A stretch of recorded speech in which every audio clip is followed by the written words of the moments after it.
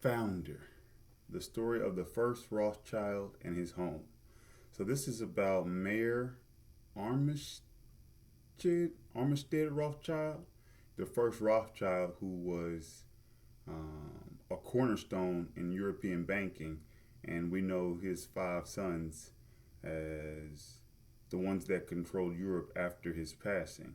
But growing up, he actually grew up in poverty, and his mother and father both died when he was around 11 years old, and he was away at was essentially a charter school.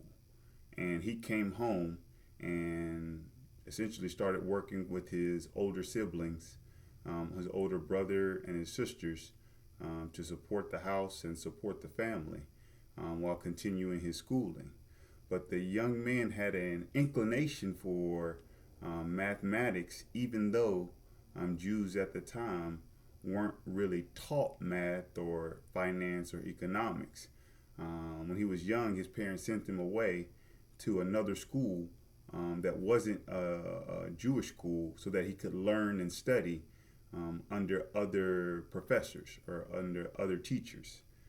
When he came home, he was able to marry at the age of 25, and none of the Jews were able to marry before this time. And when he got married at 25, it was an arranged marriage.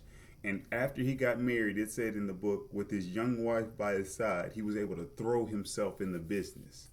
And I believe that is a critical principle, and even the Bible talks about two in agreement. But I believe there was a critical principle that while his wife was taking care of their children and their family and their home, he was able to work morning until night doing the work that he was passionate about.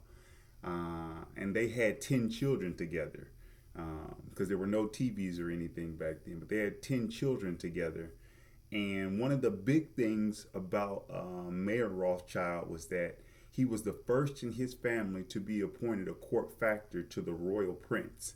And it was a designation that neither his father nor his grandfather accomplished, even though I believe they wanted it. But one of the interesting things was as he continued to increase his business, increase his wealth and his fortune, whenever they would report his annual income earnings, it was always very low. And a principle I learned a long time ago that rich is loud, but wealth is quiet. And as he was doing business on behalf of the prince, they were wondering where is all of his wealth and where does it come from?